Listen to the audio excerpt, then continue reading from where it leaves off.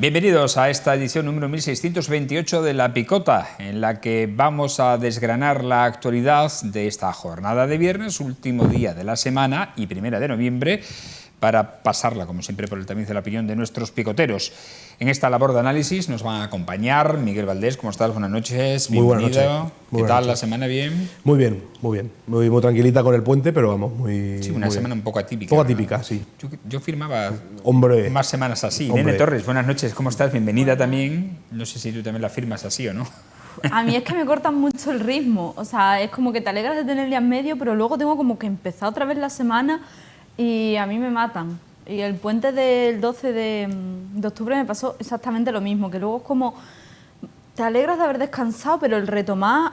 Cuesta reiniciar, ¿no? Otra vez, ¿no? Casi que prefiero Sí, es como, todo del seguido y si acaso es que como no una den el semana con viernes. 2 lunes. Sí, que también tiene más viernes, pero no sé, no, esta vez a mí no me ha rentado mucho. Bueno, vamos a comenzar hablando de una acción que ha sido presentada esta mañana por el Ayuntamiento de Mérida para... bueno, tiene un doble objetivo. Concretamente, para embellecer escaparates de locales vacíos en la ciudad y, por otra parte, para incentivar su uso en alquiler o venta. Esta mañana el delegado de Comercio, Ángel Calle, ha mostrado algunos de los vinilos decorativos con monumentos muy reconocidos de la ciudad que se están instalando de forma gratuita por parte del Ayuntamiento en aquellos locales comerciales que permanecen vacíos. En primer lugar, sobre todo, en la zona de centro de la ciudad, en la calle Félix Valverdelillo y Santa Gloria, con el objetivo de que esos locales de los que hay muchos no ofrezcan una imagen un poco deprimente de la zona, y con el objetivo también de incentivar, como decimos, su puesta en marcha, su alquiler o su venta. A este hecho se han destinado un total de 17.000 euros, de los que el 80% son financiados por fondos EDUSI y el 20% ha sido aportado por el propio consistorio emeritense. Preguntado el delegado de Comercio sobre la actividad comercial en la ciudad, ha dicho que de lo que él conoce, que es de este comienzo de legislatura hasta ahora, se han producido, dice, muchos traspasos de negocios. Un síntoma, dice, positivo para la ciudad. No sé si en este hecho estáis o no de acuerdo. Por ejemplo, Miguel, buenas noches. Hola, buenas noches. A mí de luego me llama la atención, ¿no?, que solo tenga los datos de momentos de legislatura como si no llevasen gobernando desde 2015, pero bueno. No, ahora en serio, la verdad es que Ángel Calle es su primera legislatura como concejal. Sí, pero me imagino que también el archivo, pero bueno, que no, eso es algo anecdótico. ¿Los vinilos están bien? Hombre, sí, porque para la imagen desangelada que tiene muchas veces el centro de la ciudad, pues bueno, por lo menos un vinilo parece que lo embellece un poco. Pero aquí verdaderamente lo deprimente no es la imagen que da la calle y los vinilos. A mí lo que da pena precisamente es eso, ir por el centro de nuestra ciudad y ver que cada vez hay más locales que están vacíos. Solamente eso, por la calle Félix Valverdelillo, por la calle Santa Eulalia, por la Puerta de la Villa, también hay varios locales cerrados. Entonces, al final es una forma, puede ser, de tapar una realidad que, si bien no es exclusiva de Mérida, porque es verdad que hay mucho... Esto que cada vez hay locales vacíos en el centro se ha acrecentado en muchas ciudades de España, pero es muy triste, la verdad. Entonces, esto como parche está bien, sí, pero claro, realmente a lo mejor puede ser una forma de tapar un problema más de fondo, ¿no?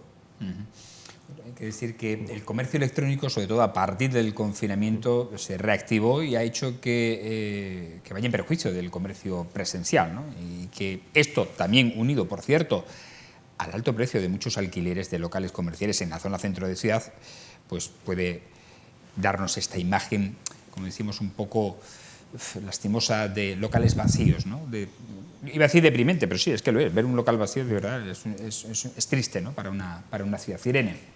Yo creo que el principal problema es el tema que hablas del alquiler en el centro. Yo, que trabajo en un local del centro, sé que se lleva gran parte del beneficio el hecho de tener un local alquilado en pleno centro.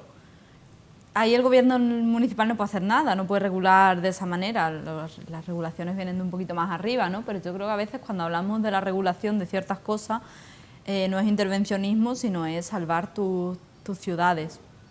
Entonces creo que es importante. Al final es una manera, como dice Miguel, y estoy totalmente de acuerdo con él, de tapar una realidad. Embellecer el centro es necesario y al final tienes el turismo, que es muy importante para Mérida prefieres verlo bonito cuando pasas, pero el drama de los centros históricos, no el de Mérida, sino el drama de los centros históricos. En Cádiz está pasando lo mismo, que a nivel de población pues puede parecer, o sea, que es otro tipo de modelo. Sevilla, Madrid, todos los centros históricos están perdiendo su vida y está el comercio electrónico. Es que hay demasiados factores, está el precio del alquiler, está que preferimos irnos a pasar un sábado por la tarde al centro comercial y normalmente los autónomos los sábados por la tarde y los domingos, porque tienen que conciliar la vida, van a cerrar y nos hemos acostumbrado a un modelo de comercio demasiado inmediato, demasiado de el domingo festivo me quiero ir a comprar. Y a lo mejor lo que tendríamos que hacer es el domingo festivo no irnos a comprar y cambiar nosotros nuestros propios hábitos de consumo. Al final creo que el gobierno local está haciendo lo que puede hacer desde su pequeña parcela de actuación, que también creo que es mejor hacer eso simplemente por la visibilidad que le da también el que se hable del tema, que a veces el hecho de que no se hablen, de que temas no se hablen, no existen. Creo que es mejor hacer eso que no hacer nada, pero al final tenemos un centro, un drama con los centros históricos de las ciudades, que es un melón que habrá que abrir. A mí me llama también poderosísimamente la atención porque he indagado sobre este asunto, sobre el precio de los alquileres de locales que llevan años cerrados, y aquí, por ejemplo, muy cerquita de donde nos encontramos en estos estudios de Televisión Extremeña, hay un bar que lleva cerrado desde antes del confinamiento y que me consta que ha tenido varias ofertas y que no lo alquilan por no bajarse de la burra, por no bajar el precio.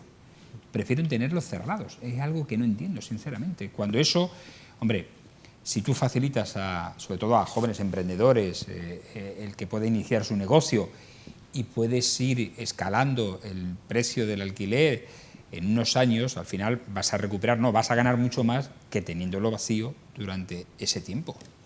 Sí, claro, eso es completamente cierto. También eso habla mucho de las necesidades económicas que tiene mucha gente, o sea, la nula necesidad económica de mucha gente que tiene estos locales. Pero también me gustaría añadir otra cosa, porque hay un problema del que no se habla tanto como los alquileres y puede ser igual de importante, que es el precio de la luz, que puede parecer algo superfluo, pero por ejemplo yo conozco una cervecería que yo iba muchísimo en Mérida, que cerró porque precisamente lo que no podía pagar es el precio de la luz. Nosotros en la Siete Sillas, durante muchos meses, el precio de la luz ha sido lo más caro que hemos pagado, mucho más que el mayor coste. El mayor coste ha sido la luz, mucho más que cualquier otra cosa. Entonces, claro, a lo mejor antes, con el precio de la luz anterior, un alquiler más o menos alto sí te podía salir más o menos a cuentas, pero claro, viendo lo que te cuesta la consumición, o sea, lo que te cuesta el consumo eléctrico, más después el alquiler, es que para muchas personas es completamente imposible. O sea, si ya es difícil ser autónomo, si cada vez encima es más difícil, esto al final son cosas que claro, te van entorpeciendo cada vez más a la hora de querer montar un negocio. Entonces, claro, es que todo suma, ese es el problema, que al final es que son por temas de burocracia, por temas de precios, por la propia tasa de autónomos, que no hace más que subir y que verdaderamente en muchos casos, en muchas personas, que es que eso les cuesta muchísimo pagarla a final de mes, ¿no? Y entonces, claro, son una serie de causas, claro, que pasa, que al final dan como resultado esto, que estén cada vez los centros de nuestras ciudades cada vez más vacíos de tiendas.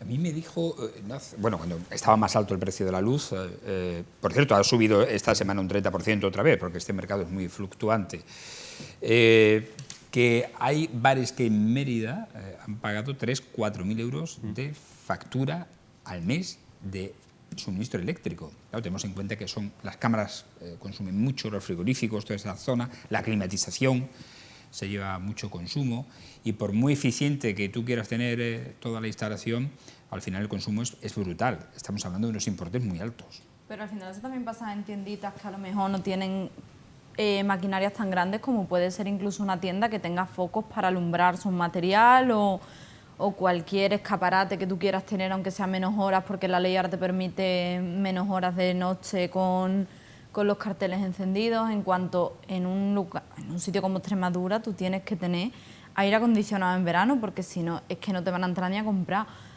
Creo que al final hay tantos factores que me cuesta pensar cómo no se han planteado todo en una lista, y porque no es un problema de Mérida.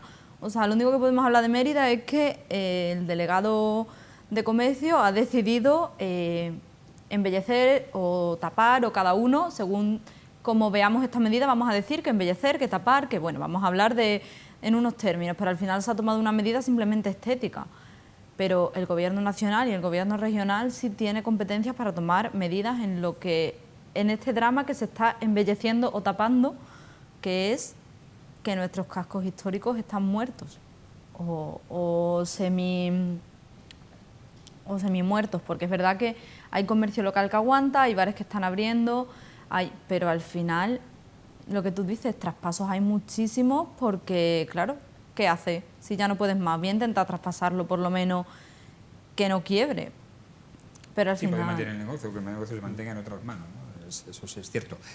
Cierto es que es verdad que el Ayuntamiento de Mérida ha hecho un esfuerzo en este sentido importante, tanto para la hostelería y la restauración, con los bonos de consumo y el comercio, y los bonos de suministros eléctricos para paliar en parte el alto coste que ha tenido, como también de aquellas familias más vulnerables que no tienen los recursos suficientes como para afrontar, por ejemplo, el poder calentarse bien en invierno, ¿no? Y en esto sí que hay que agradecérselo a la administración local, pero sí es cierto que el resto de administraciones no han trabajado o no trabajan mucho en este sentido.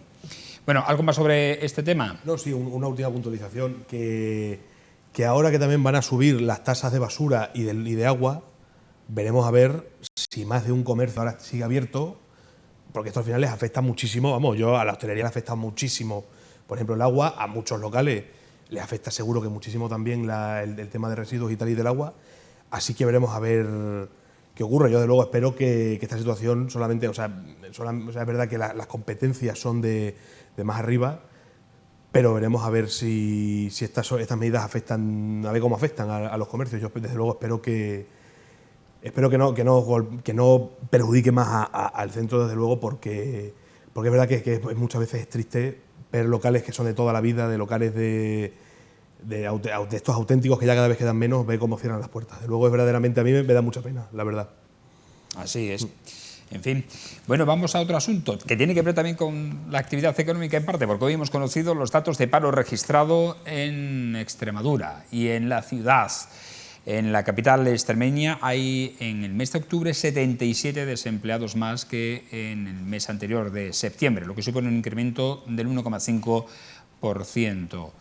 Del total de desempleados, que asciende ya a 5.211 parados, 49 de los nuevos 77 han sido hombres y 28 mujeres. Me llama la atención este dato porque normalmente es al contrario, hay muchas más mujeres que se incorporan a las listas de desempleo que hombres, pero en esta ocasión, en el mes de octubre, no es así. También es cierto que el paro femenino es muy superior al masculino en la ciudad. En términos interanuales, es decir, si comparamos los datos de este mes de octubre con el de octubre de 2022, hay 104 desempleados menos, es decir, ha bajado el paro con respecto al que había en octubre del año 2022, lo que supone un descenso del 1,96%. En cuanto a la comunidad autónoma, en Extremadura el paro también se ha notado, esta subida en algo más de 800 personas, concretamente 886, lo que supone un incremento del 1,12%, y el número total de parados supera la barrera de los 80.000, que había bajado durante el verano, y se instala en los 80.203 parados. Bien es cierto que en términos interanuales, es decir, si ponemos esta radiografía de datos con respecto al del año anterior, el paro ha bajado en la región en 4.534 desempleados, un 5,35% menos.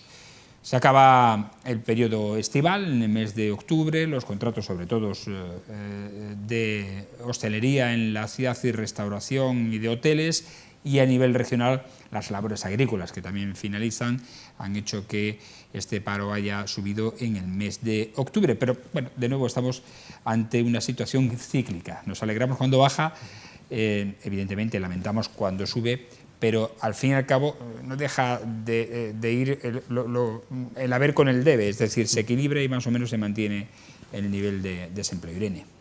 Como dices, al final son unas curvas que creo que se dan en el paro, se dan en todos los sectores prácticamente. Hay una curva de actividad y de hecho creo que si te vas al sector servicio ahora también en cuanto a consumo verás que en los bares ha habido un pico de mayor atención y ahora hay una menor atención. En los hoteles entonces al final es algo muy estacional, pero creo que nunca tenemos que acostumbrarnos a que los datos del paro sean altos, porque creo que si nos acostumbramos le estaremos restando importancia a que cada persona que hay en paro es una situación que tienes que atender como ciudadanía global, ¿no? No puedes dejar que nadie se quede atrás. Entonces creo que nunca podemos olvidarnos de que detrás de cada persona que vemos en paro, o sea, detrás de cada cifra que vemos del paro hay una persona. Y en ese aspecto pues siempre es un drama que baje, aunque sean 10 personas o aunque sean como en este caso 70 y pico, o sea, al final no dejas de tener que actuar siempre y hacer políticas de empleo siempre de manera constante. Y ahí sí que vemos que las administraciones se implican dentro de su capacidad. La administración local lo que puede hacer realmente es un poco pues lo que está haciendo, más allá de los planes de empleo municipales que pueda sacar, el incentivo a través de bonos de consumo, o sea, hace su labor dentro de las características que tiene. La regional lo mismo, dentro de la capacidad que tiene, y la nacional lo mismo. Hay que ver siempre qué está fallando, más allá de que siempre sea la misma curva, y seguramente si tú dibujas la curva de este año, la del año anterior, siempre la curva va a ser la misma, pero creo que esto se debería tratar de aplanar la curva hasta llegar a un equilibrio. Bueno, por eso siempre comparamos los datos interanuales, porque hay que hacer, como hemos dicho antes, la radiografía con respecto al año anterior, ¿no? Dentro de ese ciclo en el que hemos hablado, si estamos algo mejor que el año anterior, ya es un síntoma positivo. Miguel. Pues mira, estaba totalmente de acuerdo con todo lo que ha dicho Irene, menos la última parte. Porque las instituciones sí que pueden hacer bastante más de lo que han hecho, aparte de los bonos culturales que al final ayudan, por supuesto, pero al final son un parche para tapar esta situación.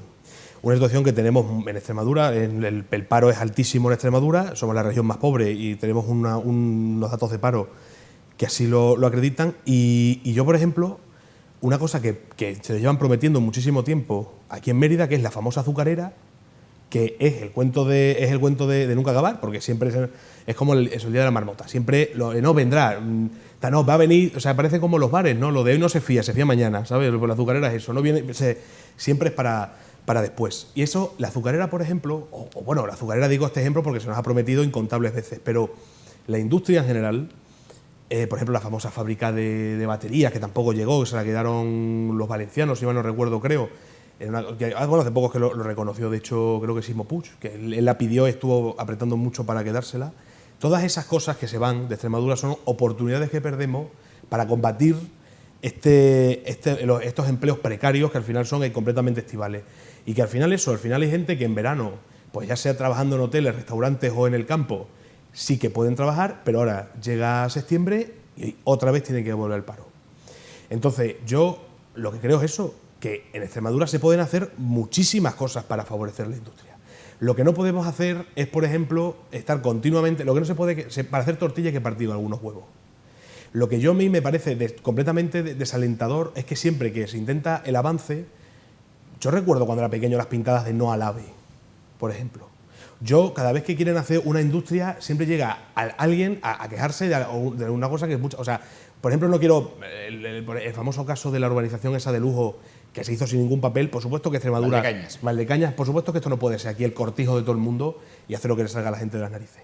Pero yo, por ejemplo, cada vez que se apuesta por una industria, siempre viene alguien a quejarse de alguna cosita. Entonces, lo que no podemos es quedarnos así. O sea, o la situación en la que estamos viendo ahora, con un empleo precario en muchos casos y en otros, o estacional, o lo que no podemos, si queremos industria, lo que tenemos que querer con todas sus consecuencias. Entonces, si hay informe y si hay peritaje de que se puede crear una industria sin poner en riesgo el ecosistema o el aire o cualquier medidor ambiental, es que tampoco podemos ser nosotros los primeros que nos pegamos un tiro en el pie. Entonces, por eso, y ahí sí que nuestros políticos sí que pueden hacer más para intentar atraer esas empresas a Extremadura.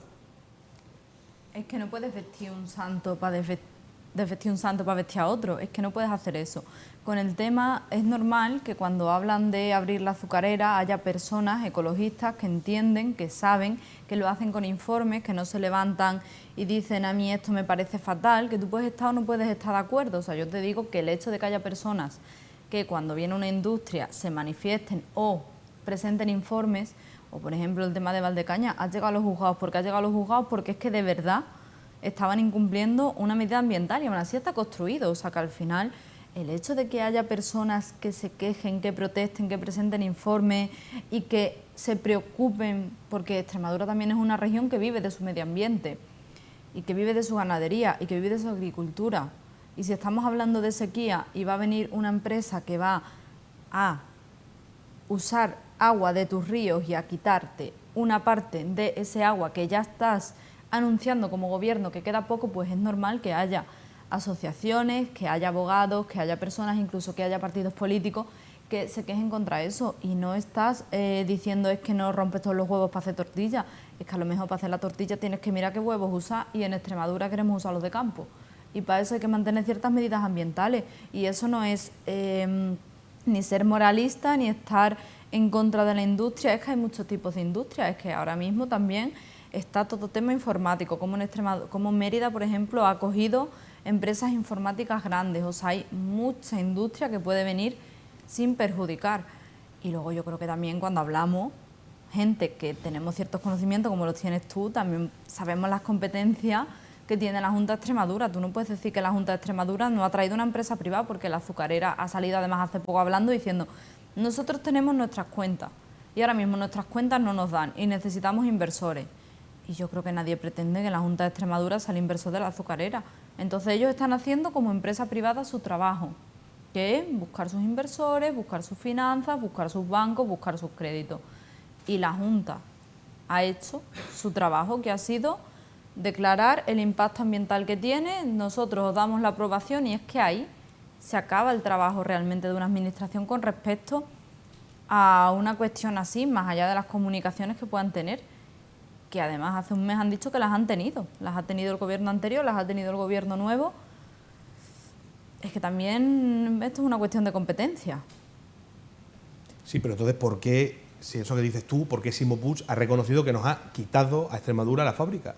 O sea, es decir, para los presidentes autonómicos, ellos pueden hacer ofertas a estas empresas privadas y eso sí es responsabilidad suya, hacer que una comunidad autónoma sea atractiva a la hora de montar una industria de cualquier tipo. Pero al final, Irene, lo que tú has dicho, lo de vestir un santo para vestir a otro, es que al final es un poco lo que has dicho tú, porque al final tú planteas que hay dos posibilidades. Una, que Extremadura se vuelva en un sitio baldío y sin naturaleza, y otra es que, o sea, somos un vergel natural o nos volvemos si metemos las industrias, nos volveremos un páramo. Y hay muchísimas comunidades autónomas, por no hablar de países enteros, que combinan perfectamente la industria con su riqueza natural. Fíjate el norte de España, mira Valencia, y ya por no hablar de Alemania, Japón o un montón de países que son fuertemente industrializados, pero que aún así mantienen zonas de una pureza de la natural increíble. Entonces, lo que pasa que al final, si seguimos así, yo por eso digo, si yo lo de Valdecañas lo he dicho, que no puede ser Extremadura aquí el cortijo de todo el mundo, que venga aquí la gente a hacer lo que le salga de las narices. Eso no se puede consentir. Pero lo que sí se puede hacer es atraer en algunas industrias. Y yo por eso digo que yo no hace mucho tiempo, y sigo viendo pintadas de no al AVE. Porque hay gente que todavía no sé por qué no. O sea, por eso digo, no hay que hacer el progreso desmedido, no hay que talar ahora todas las encinas y volvernos, no sé cómo decirte, Moscú, por ejemplo, yo que sé, o un sitio ultra industrializado, hablando de Mérida, o del resto de Extremadura. Pero lo que pasa es eso, que si cada vez que se quiere intentar algo siempre se ponen trabas y se ponen pegas, pues al final eso vamos a quedar para eso, para trabajar en el campo y para trabajar de la hostelería los meses que haya trabajo. Pero el resto del año, cuando hay 80.000 personas en paro, pues esa gente querrá su trabajo y la industria es una de las pocas soluciones, por suerte o por desgracia, para tú tener trabajo a lo largo del año, un trabajo estable. Eso o ser funcionario, me temo. Entonces, esa es la historia. Que tenemos que empezar, está claro, si es que hay una correlación directa entre la pobreza que tenemos y la falta de industria. Si es que es así.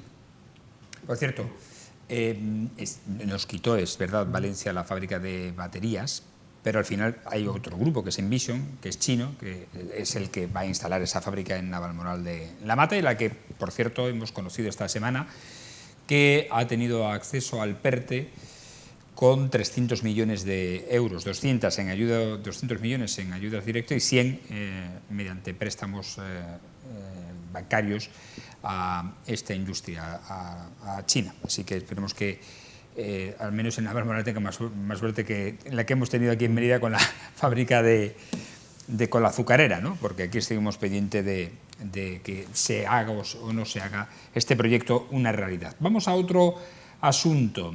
A mí realmente esto sí que me llama la atención porque me da muchísima lástima. Hay muchísimas familias que tienen a familiares con muchísimos problemas, personas mayores, y que recurren a la ley de dependencia. Hasta el mes de septiembre de este año 2023, en Extremadura hay 5.700 personas pendientes de la prestación por este concepto de la dependencia. Según la asociación, un informe de la Asociación de Directoras y Gerentes de Servicios Sociales. Lo lastimoso de todo ello es que de esa lista que estaban pendientes, pues nada más y nada menos que 764 fallecieron en espera de esa ayuda. A ver, no hay que hacer una correlación entre si hubieran vivido con respecto a si hubieran recibido la ayuda, evidentemente, pero es una lástima que esas listas estén tanto tiempo esperando personas que lo necesitan realmente de esa ayuda para que al menos en sus últimos años o incluso en sus últimos meses de vida pues puedan tener unos cuidados como se merecen. Y esto sí es un problema a nivel estatal, porque no solo ocurre en Extremadura, sino que ocurre en el resto de las regiones. El problema es que esta ley de dependencia, que creo que es magnífica por cuanto cumple un espacio a las familias que es imposible llegar, que es el de los cuidados, sobre todo a personas mayores o a personas con algún tipo de discapacidad, les ayuda en ello. Pero si la ley es magnífica, pero los recursos solo ponen una parte, es decir, una administración que es la autonómica y la administración del Estado no aporta recursos, pues mal vamos a caminar en este sentido. De ahí que haya tantas listas de espera o tantas personas en lista de espera para recibir este tipo de prestación. Miguel. Yo a mí este tema me toca especialmente porque hace casi un año mi abuelo, el pobre, falleció, intentamos meterle en estas listas de espera y nos fue completamente imposible debido a la burocracia y a las peticiones que te hacen a la hora de meterlo. Entonces a mí este tema me toca personalmente y esto es muy triste. Es muy triste porque al final es lo que dices tú, Fran, no sabemos si estas 764 personas, los pobres que murieron, a lo mejor podrían haber vivido un año más si hubieran tenido estas prestaciones, no lo sabremos nunca. Lo que sí está claro es que seguramente sus últimos momentos de vida los hubieran pasado de una forma más cómoda, eso no me cabe la menor duda. Yo, desde luego, esto es de no sé, o sea, yo leyendo la noticia, dice que el tiempo de espera se sitúa en 324 días. Una funcionaria le dijo a mi madre que eran 2 años de lista de espera. Sí, sí. Entonces yo, de todas estas personas, de estos 5.700 personas que están pendientes de la prestación, que muchos son ancianos, porque, claro, solo hay que ver, claro, que el número tan abismal que mueren los pobres esperando estas prestaciones, esta gente tiene 2 años de vida, porque a lo mejor un chaval que tiene mi edad, que tiene un accidente por ejemplo, un accidente de tráfico, a lo mejor puede esperar 2 años. Pero ¿cuánta gente puede esperar 2 años de esta lista de espera? Yo, de luego, que a mí lo que me parece, de luego, en este caso, patético, no sé cómo decirlo, es que la burocracia tan absurda que hay que pasar, que yo entiendo también que son muchas personas, Extremadura es una región que tiene, la población está muy envejecida, eso está claro, pero que al final, por temas burocráticos y con esta lista de espera, lo que haga es privar a muchísimas familias que necesitan esta ayuda para que les impida acceder a esta ayuda a estas familias que tanto lo necesitan, a mí me parece vergonzoso. Entonces, pues no sé cuál puede ser la solución, no sé si a lo mejor es que hay que quitar, es que no sé cuál puede ser la solución, no sé si a lo mejor hacerlo más accesible quitando número de gente para que no haya tanta burocracia de por medio o facilitar los procedimientos, de alguna forma, no lo sé, pero desde luego 2 años de espera. Crear más plazas residenciales, o crear más plazas, etcétera. También sería una buena opción, claro, pero desde luego 2 años de espera me parece inhumano casi. Bueno, yo vivo también una situación parecida. Tengo un familiar que tiene reconocida, que aún teniendo reconocida la dependencia, está en una plaza de una residencia privada y entre su pensión y la dependencia que tiene reconocida no llega a pagar el total de lo que cuesta esa plaza de residencia. Y hace más de un año que solicitamos que esa residencia, que tiene plazas concertadas con el SEPA, pues se hicieran cargo de esa plaza, ¿no? Y llevamos más de un año esperando, más de un año y medio esperando a que sea así. Mientras tanto, hay que poner la pasta. Irene. Yo creo que al final todos hemos vivido, porque además es que Extremadura concretamente tenemos una población súper envejecida y creo que pues todos tenemos a nuestros abuelos, o bueno, ya no los tenemos en muchos casos, y hemos podido vivir situaciones. Pero hablando de la ley y más allá, apartando las cuestiones personales que creo que todos vamos a vivir, porque claro, entre esas 5.700 personas, pues todos nos vamos a encontrar. Si tú haces una ley pero no la dotas de presupuesto y de contenidos, ¿cómo no hacer una ley? No hay mejor manera de anular una ley que no dotarla de presupuesto. Y esto es así, es que lo que hay que hacer es aumentar los presupuestos. ¿Qué falla? ¿Por qué hay tanta lista de espera? Porque no hay recursos. ¿Por qué no hay recursos? Porque no hay presupuesto. Y es que la única manera, ¿cómo se hace un presupuesto público? A través de los impuestos. Es que al final la única manera que tenemos de dotar una ley, yo me acuerdo cuando se aprobó el pacto de igualdad, pero se le dotó con, no sé, 1 millón de euros o algo así, era como, no estás haciendo un pacto de igualdad, es mentira. Porque si tú no dotas una ley de presupuesto, tú puedes tener, con las residencias que hay en Extremadura ahora mismo, no cubres todas las personas que la necesitan. ¿Por qué siguen en lista de espera? Pues porque hay muchísima gente que necesita ese servicio.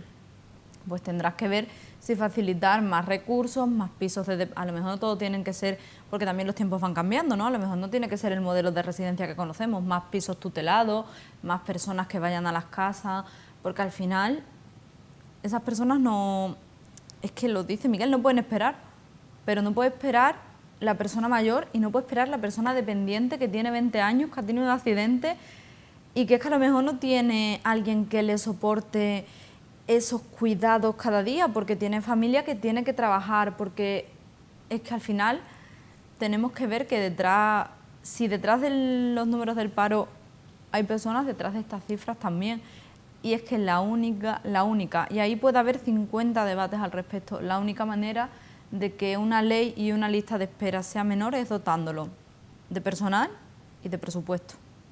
La única, si hablamos de las listas de espera del SES, personal y presupuesto. Si hablamos de las listas de dependencia, personal y presupuesto. A mi madre tardaron en hacerle la revisión de la discapacidad y creo que si la conocéis se ve que necesitaba tener reconocida la discapacidad tanto a nivel laboral como 6 años en hacerle la revisión primera. Es una barbaridad de tiempo para una persona que tú visualmente como facultativo médico ya estás viendo que necesita esa revisión. ¿Por qué? Porque no había personal para hacer las revisiones. Entonces creo que es muy sencillo, personal y presupuesto. En eso radica todo, efectivamente. Tenemos muy poquito tiempo para abordar nuestro último contacto con la actualidad política nacional, y es que Junts, el partido de Puigdemont, está tensando el acuerdo de investidura con el PSOE y con el personal que ha mandado a negociar Pedro Sánchez a Bruselas, con Santos Cerdán, que es el tercero secretario de organización del PSOE a nivel federal, tras votar su cúpula que no acuerda el pacto de gobierno con el Partido Socialista para facilitar la investidura de Pedro Sánchez. Sí lo ha hecho Esquerra Republicana de Cataluña, que ha firmado ese acuerdo de investidura con Pedro Sánchez, a cambio, eso sí, de la condonación de la deuda con esa comunidad autónoma de 15.000 millones de euros, algo que ha levantado ampolla entre el resto de presidentes de otras comunidades autónomas, porque dicen que por qué se trata a Cataluña de una forma diferente al resto de las comunidades, es decir, porque hay una mesa bilateral entre el Estado y la Comunidad de Cataluña y no se acuerda esa condonación de la deuda en una mesa entre todas las comunidades autónomas.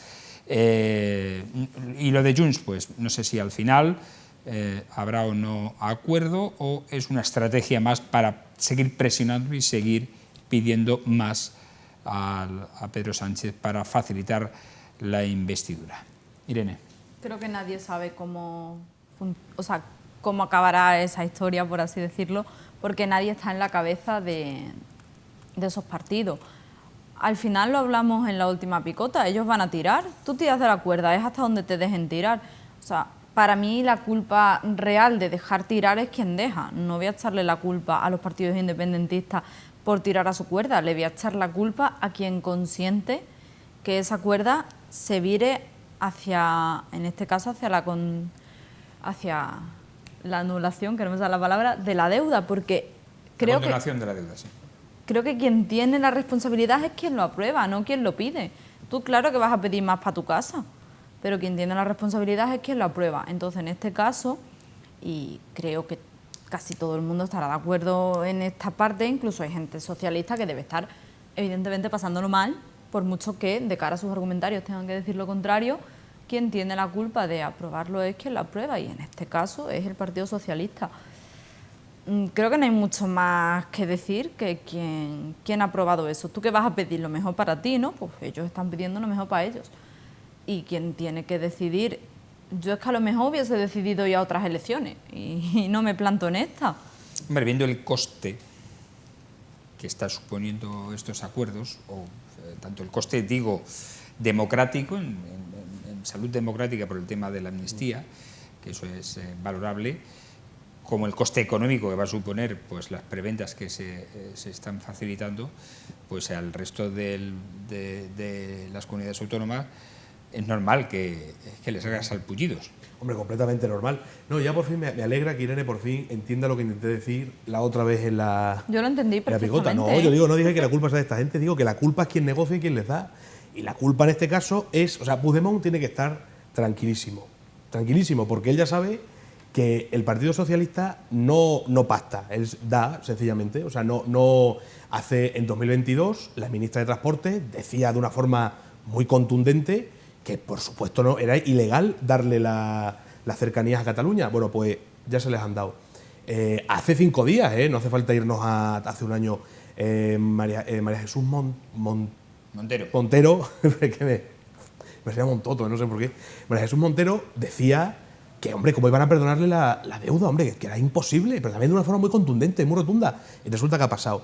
Entonces, este señor está tranquilísimo sabiendo que como el PSOE no debate, no pide, no es una negociación, es una bajada de pantalones, perdón por la expresión, pero es así.